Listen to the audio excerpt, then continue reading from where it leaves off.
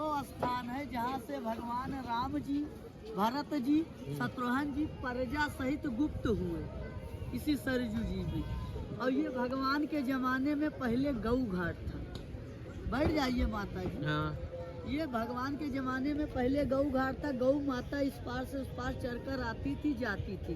वो तो भगवान राम जी जब यहाँ आए पितर पक्ष के महीने में, जिस महीने में पितरों का श्राद्ध होता है, जिसे हम लोग पितर पक्ष बोलते हैं, उस महीने में आए।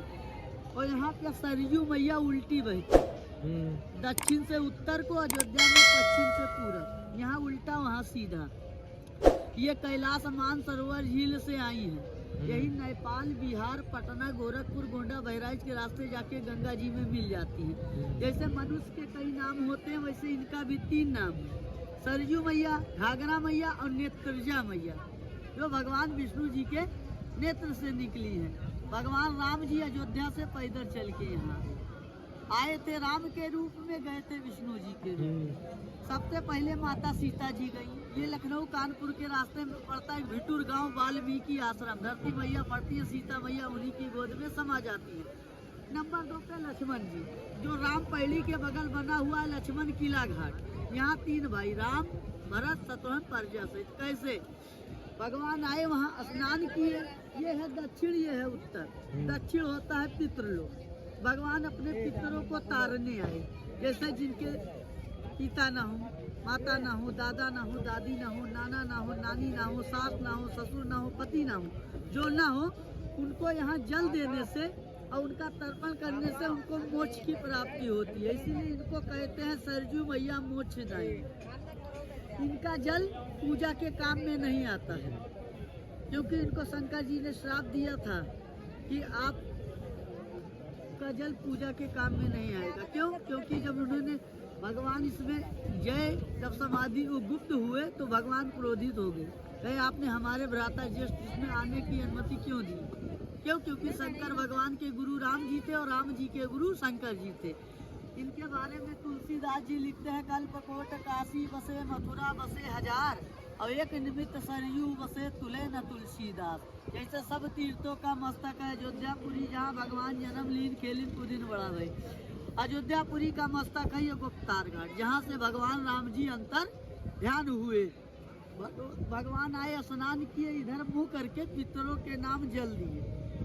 अपने पिता राजा दशरथ का अंतिम पिंडदान यहाँ किए। सब कुछ करने के बाद फिर सरजू जी में जब जाते हैं, स्नान करते हैं, निकलते हैं तो विष्णु अवतार। भरत जी को शंख बनाते हैं, शत्रुघ्न जी को चक्र बनाते हैं, अपने दोनों बाजुओं में समा लेते हैं। ऊपर से विमान आता है, भगवान विमान में बैठते हैं। प्रजा कहती है प्रभु हमको भी ले चलिए, कहते आइए, पर वो प्रजा नहीं थे, वो देवी देवता थे जो भगवान के साथ में आए, उन्हीं के साथ में चले गए।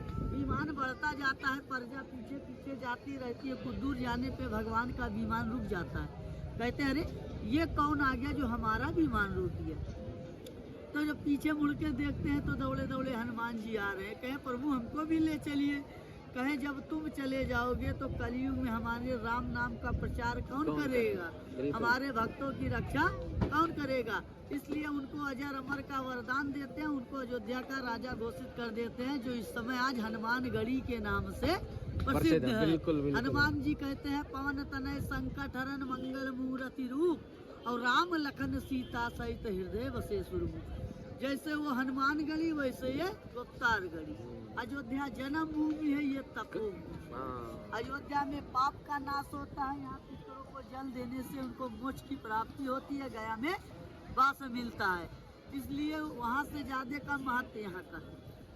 क्यों? क्योंकि कहे हैं भगवान यहाँ आए थे राम के रूप में, लेकिन जब गए तो विष्णु विराट रूप में गए।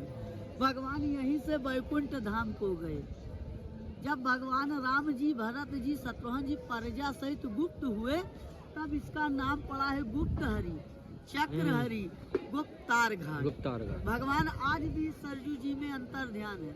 कहे भगवान न कभी डूबते हैं न कभी मरते हैं, सिर्फ रूप बदलते हैं, लीलाएं करते हैं। हत्या लगी थी क्योंकि रावण एक ब्राह्मण था। तो ब्रह्म हत्या लगने के कारण अपना अस्त्र सब अयोध्या कनक भवन में त्याग करके वहाँ से पैदल ही आए। इसीलिए वो जन्म भूमि ये तपोभूमि। भगवान यहीं से वैकुंठ धाम को गए। यहाँ से भगवान का कार्य समाप्त हुआ। हो गया। बिल्कुल। तो जय श्री राम। इसीलिए इनको कहते हैं मोक्षदायिनी।